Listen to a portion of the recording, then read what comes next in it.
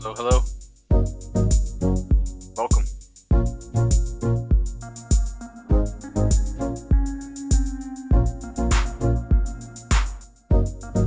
Today I'm going to be discussing getting prepared for something. Just going to cover some articles that they put out. Maybe not enough people have heard it. To try to spread the message a little more. Stick around.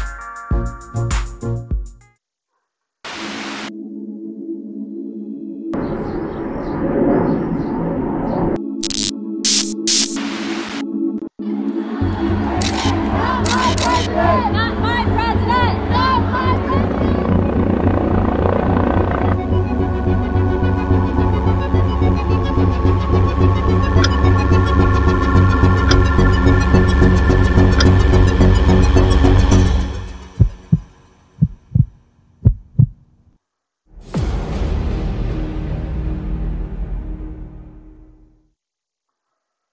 Okay, welcome. First up, just want to point your attention to a report put out that was given to the president about surviving a power outage and how the nation should prepare and what the federal agencies are doing to prepare themselves and stay in control when things go awry. Now, this is a 94-page document. I'm not going to cover it in entirety. I left a link in the description if you'd like to check it out for yourself, which I recommend you do. Some of these things are pretty outstanding, to say the least. So go ahead and give it a once over. But real quick, they set up a system in place for the nation, the states, the local authorities to stay in power, more or less. Stay in power. That's basically this outlines what they're going to do in case of an emergency. How do they keep the lights on for themselves enough to keep things running? So let me go to the next tab. We'll get back to this. So this is information that they've put out that I don't think enough people are paying attention to. They're not going to blast it all over mainstream media, but the DHS has announced ways to protect itself from electromagnetic incidents. Now, they say these things are unlikely in this article. It says it could happen from one of our enemies, an electromagnetic pulse, EMP, or it could also happen naturally, which is called a geomagnetic disturbance, or abbreviation of GMD, which I personally, honestly, never knew anything about the geomagnetic disturbance, but I guess I can only imagine maybe an earthquake. I don't know, maybe you know more than I do at this point. I have not heard of that before. So they're preparing, and I think we should listen this time when they tell us to prepare.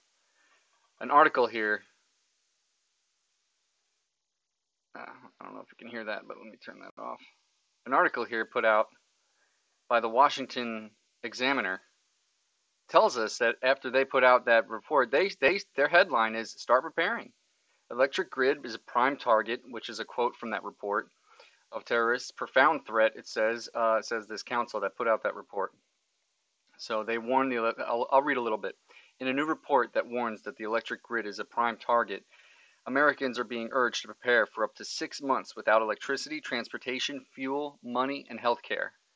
Quote from the article, this is a quote by President Trump. "People no longer keep enough essentials within their homes, reducing their ability to sustain themselves during an extended, prolonged outage. We need to improve individual preparedness." So let me just come back a little bit. They're saying that this is the individual. Every one of us, you, me, your parents, your grandparents, we all need to prepare a little bit more than we may have already. So what does that mean? I'm not going to cover the full scope of preparing in this video, but We just need to have a little more food, a little bit more water, right? We all could use a little bit more. You can never have too much of those kinds of things, especially in an outage. So they're preparing, you know. They haven't updated our electric grid's infrastructure in I don't know how many decades. We're still using technology from, I mean, things have gotten smarter. We're on the smart boxes and smart meters and things like that. But, you know, when you look at it, in essence, everything's connected. If these power grids go down, how smart is it at that point? You know, when everything's connected to your electric box outside, how smart can that possibly be? I mean, we don't know how to do natural things anymore. We don't know how to get power. The average person, let me rephrase, the average person doesn't know how to do certain things that would really come in handy if that power pole out back or out front, wherever you have it, underground, if that doesn't work anymore, what are we going to do? How are we going to sustain ourselves? How are we going to get food when there's no transportation? Trucks running to Walmart, grocery stores, Kroger's, wherever you live, wherever you go. So let me go to the next tab. I'm going to tie this into the Fed sending an emergency test. I don't know if you got one. October 3rd of last year was the first executive test of the Emergency Alert System, the EAS. Although this was the first executive test, it did not come directly from the president. As it says in this mainstream media article, it's called the presidential alert, but it doesn't actually come from him. Instead, a FEMA official uses somewhat of a laptop device.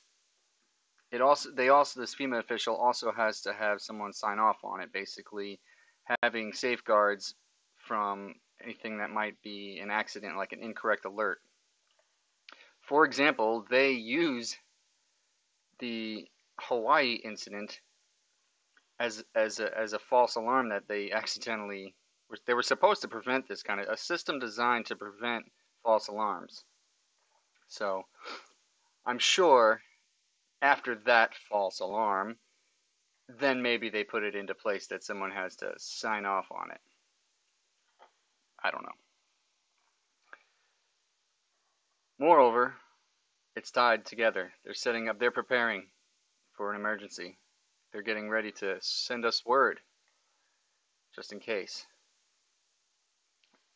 Let's go into something else.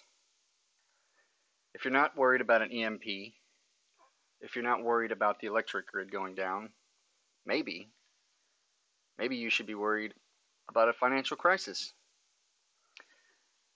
Unlike 08 and 09, this financial crisis is going to hit the world over. This is a Yahoo Finance article.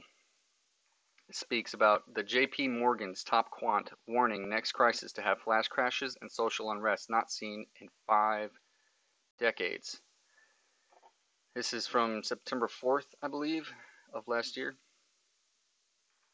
And this guy is predicting, of course, take predictions with a grain of salt. What does this guy know, right? Well, he's only the top quant analyst from JP Morgan, but he's predicting a great liquidity crisis.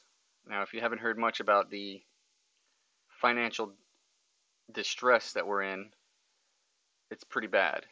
A lot of people I know, they say they'll just keep printing money. They'll just keep quantitative easing, QE, 50,000, however many times they need to do it. But there's a problem with that. I can't get off on a rant about all of the issues that this contains. But what I'm trying to do in this video is to point your direction to mainstream media putting out warnings. And we have to listen this time. At least, in my opinion, we should. Tying this in again with the financial crisis is the IMF. The IMF is ahead. Let me see when this is from. October 3rd. Funnily enough, this article is put out the same date as the EAS test. Anyway, the world economy is at risk of another financial crash, says the IMF. Debt is above 2008 level, and failure to reform banking system could trigger crisis. I don't hear word about reforming the banking system. Everything I hear about right now is about the wall. Nothing, they're not talking about this. But yet, this is from The Guardian, okay? You know, these are articles and things put out.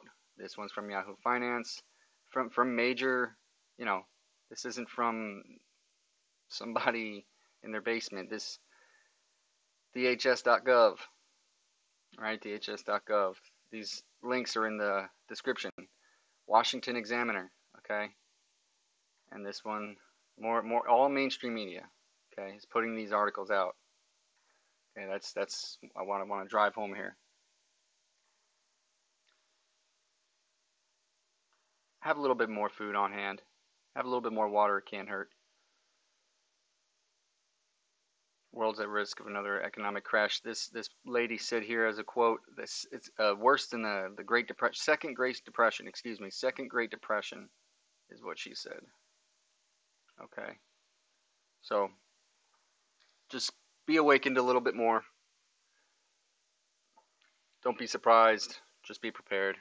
You don't want to get caught surprised when these things start unfolding. So, anyway, check these articles out. Do a little more research. Prepare yourself. There's plenty of YouTube channels to prepare yourself. If you have any other things I might have missed, probably many, you can go any different direction in this. But leave me a comment. Let me know what you think. And I'll see you next time.